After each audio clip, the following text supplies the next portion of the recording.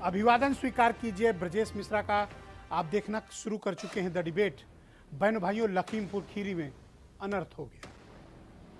बहनों भाइयों, हमारे उत्तर प्रदेश के तराई क्षेत्र के जनपद लखीमपुर खीरी इस वक्त लहूलुहान है। सड़कें खून से सन गई, हिंसा का तांडव हुआ और जिस प्रकार से भयानक मौत का खेल खेला गया, शायद उत्तर प्रदेश के इतिहास में कभी किसानों के साथ ऐसा भयानक अत्याचार नहीं हुआ और कभी इस अत्याचार के बाद ऐसी भयानक हिंसा भी नहीं हुई।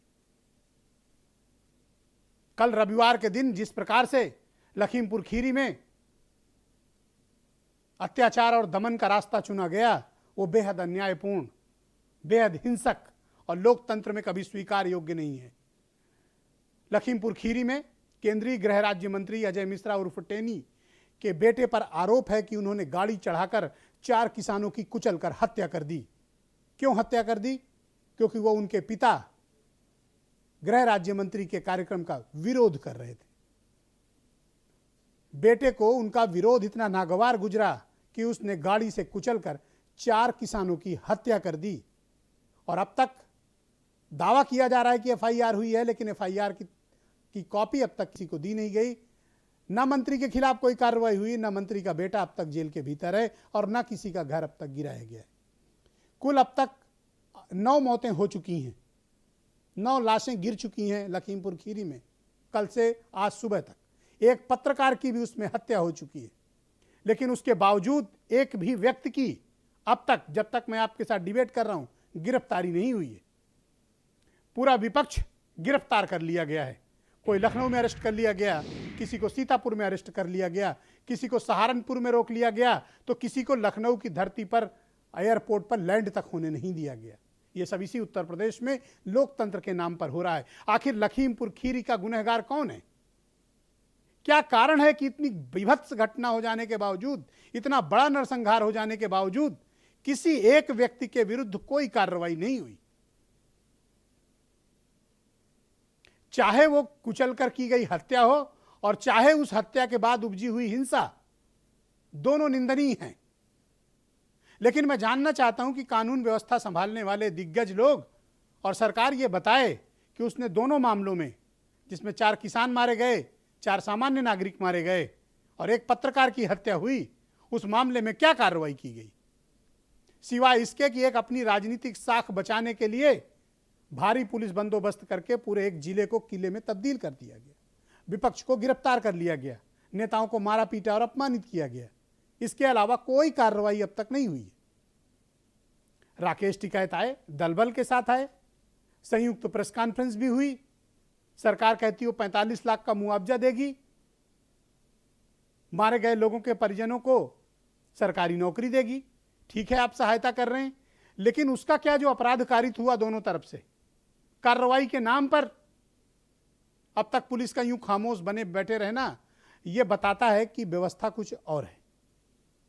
क्या कोई गहरी साजिश थी लखीमपुर खीरी को हिंसा की आग में झोंक देने की, या सिर्फ यह वर्चस्व की लड़ाई है जहां विरोध के स्वर कुचल दिए जाएंगे, किसानों को कुचलकर मार दिया जाएगा? लोकतंत्र में हमें इतना पर्दा रखना चाहिए कि जब आपके पास सत्ता हो, रसूख हो, ताकत हो, तो उसका बहनों भाइयों दुरुपयोग नहीं होना चाहिए।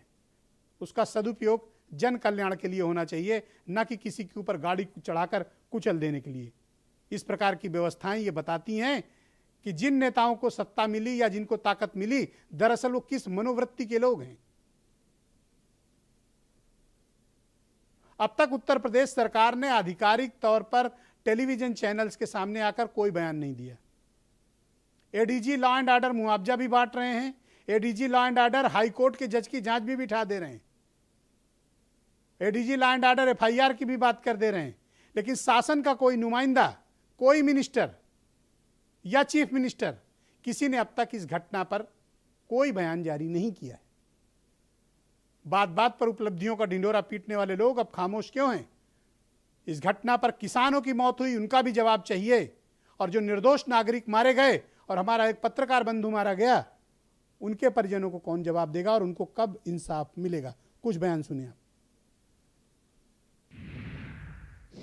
अंग्रेजों की सरकारों ने भी ऐसा अन्याय किसानों के साथ नहीं किया जैसा अन्याय भारतीय जनता पार्टी कर रही है। किसानों को 2 करोड़ मुआवजा देने में क्यों पीछे हट रहे हैं?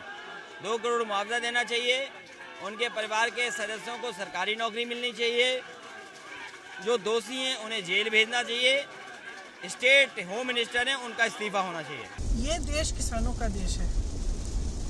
ये बीजेपी की विचारधारा की जागीर नहीं है। किसानों का देश है। किसानों ने बनाया है, किसानों ने सींचा है। जब बल प्रयोग करना पड़ता है ना, इसका मतलब है कि नैतिक आधार सरकार और पुलिस खो चुकी है। ऐसा व्यक्ति अगर देश का गृह राज्य मंत्री बना रहेगा तो कैसे किसी मामले की निष्पक्ष जांच हो सकती है जो उसके खिलाफ है, उसके बेटे के खिलाफ है या उसके लोगों के खिलाफ है? तो मंत्री को तुरंत बर्खास्त करना चाहिए। एफआईआर दर्ज हुई उसके खिलाफ और एफआईआर के बाद में 45 लाख का मुआवजा, सरकारी नौकरी और मजिस्ट्रेट जांच इसकी होगी। तो मेरे बेटे के ऊपर एक आरोप उन्होंने लगाने का प्रयास किया है। ये कार्यक्रम हमेशा चलता है और वो उस कार्यक्रम का अध्यक्ष है। 11 बजे से लगातार उस कार्यक्रम में थे और हजारों की भीड़ के बीच में थे।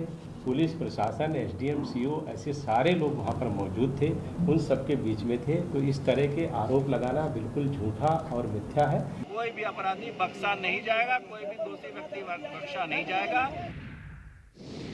मैं डिबेट को आगे बढ़ाऊं उसके पहले इस वक्त मेरे साथ आम आदमी पार्टी के सांसद